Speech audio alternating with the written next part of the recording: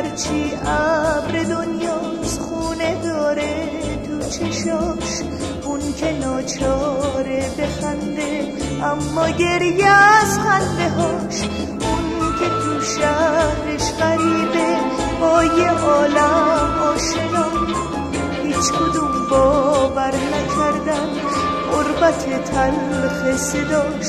اون منم، اون منم، اون منم، بغضم و تو گلوم میشکنم.